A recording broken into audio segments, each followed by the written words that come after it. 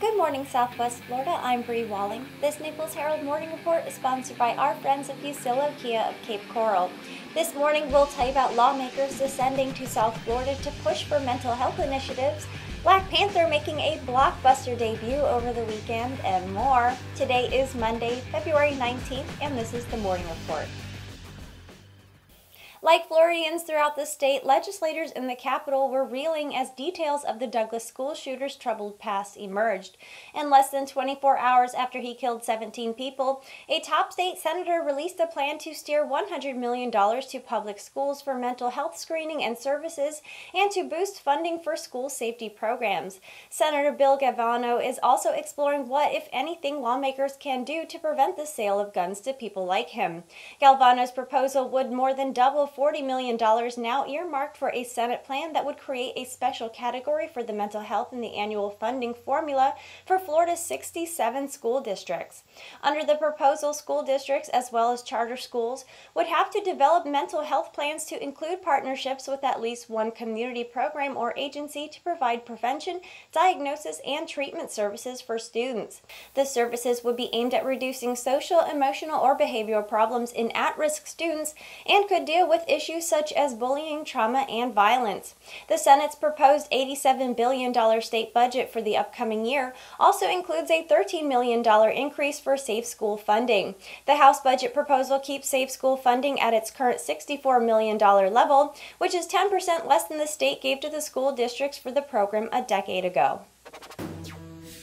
President Trump spent the holiday weekend hunkered down at his Florida estate, watching cable TV, complaining to club members and advisors, and fuming over the investigation of Russian election meddling.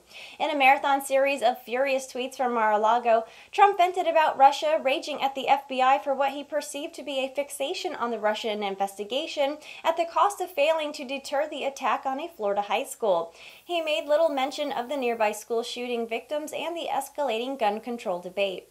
The president has grown increasingly frustrated since the indictment from Special Counsel Robert Mueller on Friday charged 13 Russians with a plot to interfere in the U.S. presidential election. Trump was last seen publicly Friday when he visited the nearby Florida community still reeling from last week's horror and gave rise to a student-led push for more gun control. White House aides advised the president against golfing so soon after the tragedy, so instead he fired off tweets Saturday and Sunday and met with House Speaker Paul Ryan Sunday afternoon. On Twitter, Trump stressed that the Russian effort began before he declared his candidacy and asserted that Obama administration bears some blame for it. He tweeted about the nation's heavy heart in the wake of the shooting and noted the incredible people he met on his visit, but also sought to use the shooting to criticize the nation's leading law enforcement agency. A wave of feverish anticipation, fawning critical acclaim, and groundbreaking cultural meaning pushed Black Panther to a record-setting $192 million debut in U.S. and Canada theaters, firmly establishing the superhero sensation as a box office landmark.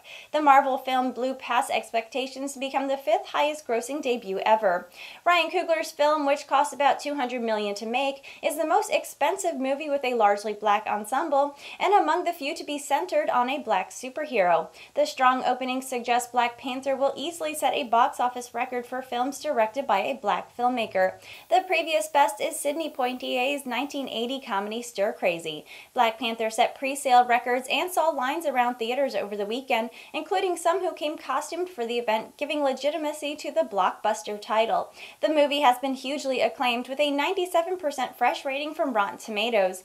Audiences agreed, giving it an A+ cinema score. Last week's top film, the erotic romance sequel 50 Shades Freed, slid to third place in its second week for Universal, and Sony's children's book adaptation of Peter Rabbit held much stronger, taking the number 2 spot. And that was the Morning Report for today. I'm Bri Walling. The Morning Report airs Monday through Friday at 9 a.m. right here at NaplesHerald.com. And don't forget to check out our lunch break that also airs Monday through Friday at 12 p.m. Thank you for watching.